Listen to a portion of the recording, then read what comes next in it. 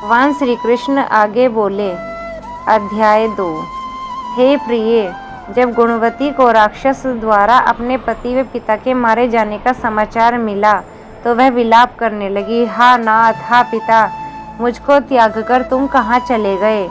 मैं अकेली स्त्री तुम्हारे बिना अब क्या करूँ? अब मेरे भोजन वस्त्र आदि की व्यवस्था कौन करेगा?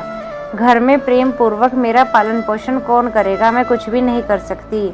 मुझ विधवा की रक्षा कौन करेगा? मैं कहाँ जाऊँ? मेरे पास तो कोई ठिकाना भी नहीं रहा। इस प्रकार विलाप करती हुई गुणवती चक्कर खाकर धरती पर गिर पड़ी और बेहोश हो गई। बहुत देर बाद जब उसे होश आया तो वह पहले की ही भांति करुण विलाप करते हुए शोक सागर में डूब गई। कुछ समय पश्चात जब वह संभली तो उसे ध्यान आया कि पिता और पति की मृत्यु के बाद उनकी क्रिया करनी चाहिए जिससे उनकी गति हो सके। इसलिए उसने अपने घर का सारा सामान बेच दिया और उससे प्राप्त धन अपने पिता व पति का श्राद्ध आदि कर्म कर दिया। तत्पश्चात वह उसी नगर में बैठे हुए आठों पहर भगवान विष्णु जी की भक्ति करने लगी। उसने मृत्यु पर्यंत तक सभी नियम पूर्वक सभी एकादशियों का व्रत किया। कार्तिक महीने में उपवास से व्रत किए। हे प्रिय, एकादशी और कार्तिक व्रत मुझे बहुत ही प्रिय हैं।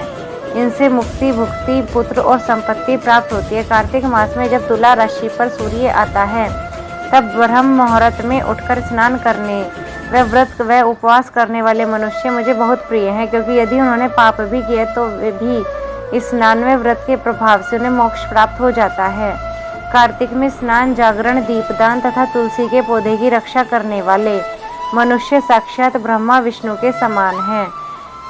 कार्तिक मास में मंदिर में झाड़ू लगाने वाले, स्वस्तिक बनाने वाले तथा भगवान विष्णु की पूजा करने वाले मनुष्य जन्म मरण के चक्कर से छुटकारा पा जाते हैं।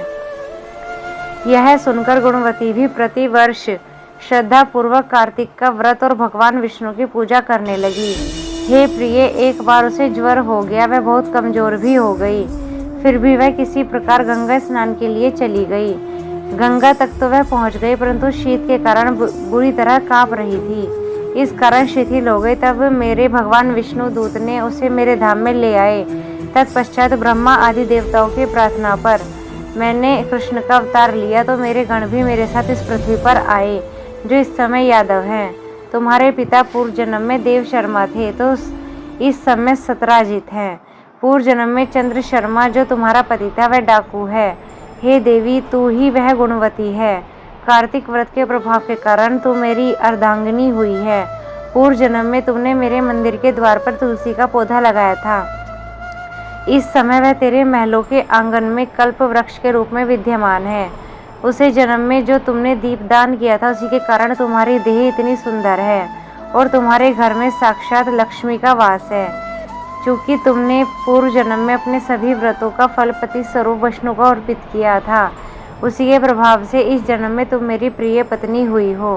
पूर्व जन्म में तुमने नियम पूर्वक जो कार्तिक मास का व्रत किया था उसी के कारण मेरा और तुम्हारा कभी वियोग नहीं होगा।